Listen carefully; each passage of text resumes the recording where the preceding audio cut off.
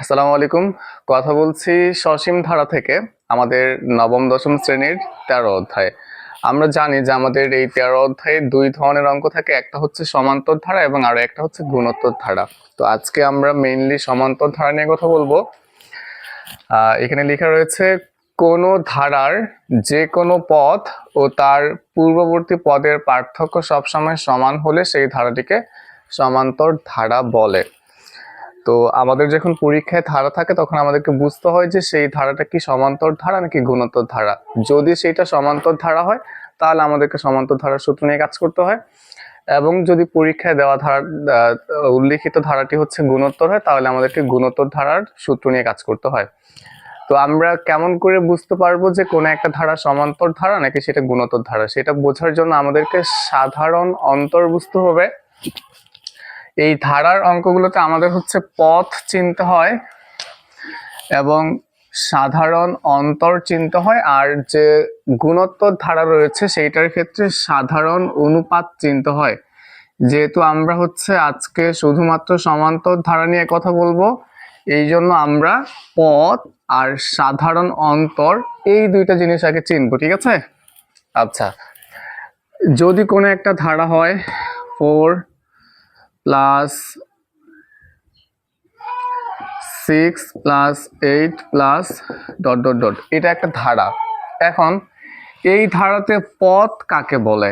এই ধারাটার প্রথম যে পদটা আছে, প্রথমে যেটা আছে এটার নাম হচ্ছে প্রথম পদ, এরপরে যেটা আছে এটার নাম দ্বিতীয় পদ, এরপরেরটার নাম তৃতীয় পদ। এরকম করে একটা ধারায় অসংখ্য পদ থাকে, ঠিক আছে?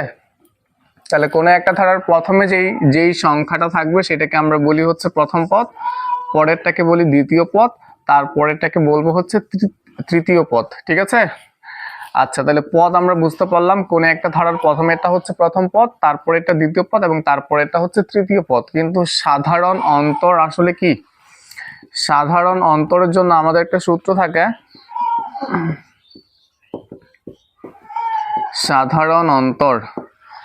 সাধারণ অন্তরকে ডি দিয়ে প্রকাশ করা হয়, ডি, ঠিক আছে? এরপর থেকে যখন তুমি সূত্রটি ডি দেখবা তখন তোমাকে বুঝতে হবে যে সেখানে ডি মানে সাধারণ অন্তর বোঝানো হচ্ছে। তো এই ডি এর ফর্মুলা হচ্ছে দ্বিতীয় পদ বিয়োগ প্রথম পদ। অর্থাৎ কোনো একটা ধারার 2 নাম্বার পদ থেকে 1 নাম্বার পদটা যদি বিয়োগ করি তাহলে আমরা সেই ধারাটার সাধারণ অন্তর পাই।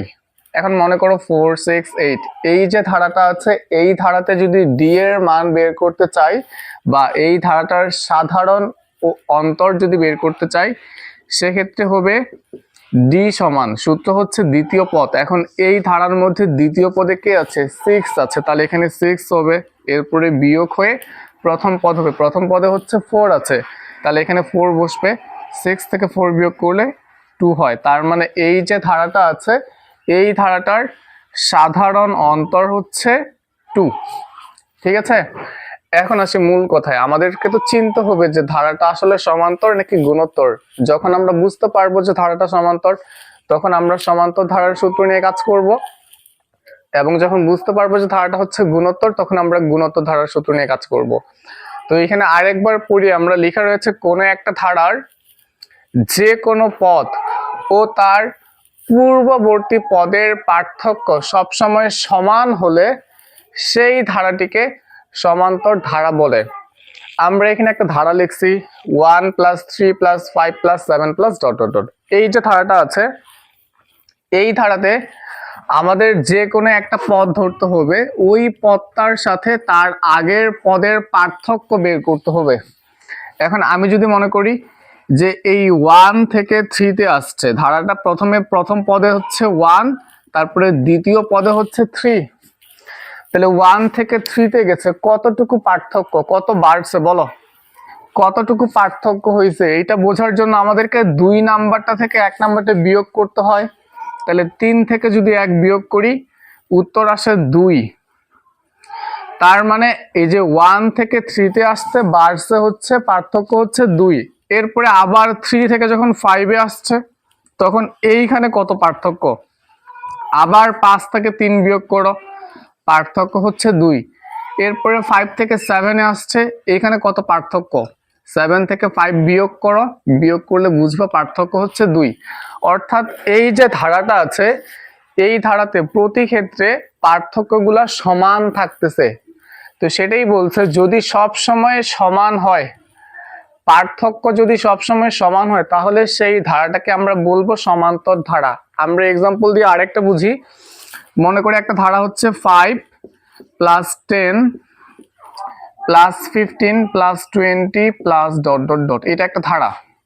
এখন এই ধারাটা কি সমান্তর নাকি গুণোত্তর, সেটা বোঝার জন্য আমাদেরকে জানতে হবে যে এই ধারায় যে পার্থক্যগুলো আছে সেগুলো কি সমান নাকি সমান না। এখন আসো, এই ধারার প্রথমে কি আছে 5, এরপরে কি আছে 10, তাহলে 5 থেকে 10-এ গেছে, কতটুকু পার্থক্য হয়েছে, তাহলে 10 থেকে 5 যদি বিয়োগ করি উত্তর আসবে 5। তার মানে 5 থেকে 10-এ যাইতে পার্থক্য ছিল 5। এরপরে আবার 10 থেকে কোথায় গেছে, 15-তে গেছে, তাহলে এই দুইটার পার্থক্য বের করি। এই দুইটার পার্থক্য মানে বিয়োগ করতে হবে, এই দুইটাকে বিয়োগ করলে পাওয়া যাবে 5। এরপরে 15 থেকে 20-এ আসছে, তাহলে আমরা যদি 15 থেকে 20-এর মধ্যে পার্থক্যটা জানতে চাই, তাহলে এই দুটোকে বিয়োগ করতে হবে, 20 আর 15-কে বিয়োগ করলে 5। তার মানে এই যে ধারাটা আছে, এই ধারাটার সব সময় পার্থক্যগুলো সমান ছিল এবং সবসময় পার্থক্যগুলো 5 5 5 করে গেছে। যেহেতু সবসময় পার্থক্যগুলো সমান, এই জন্য এই ধারাকে আমরা বলতে পারবো সমান্তর ধারা। তাহলে আমি আশা করছি যে আমরা এখন থেকে সমান্তর ধারা চিনতে পারবো। আর যদি আমরা সমান্তর ধারা চিনতে পারি, তখন আমাদেরকে সেই অঙ্কগুলোর ক্ষেত্রে যেই অঙ্কগুলোতে সমান্তর ধারা রয়েছে, সেই অঙ্কগুলোতে আমাদেরকে সমান্তর ধারার যে সূত্রগুলো রয়েছে সেই সূত্র নিয়ে কাজ করতে হবে।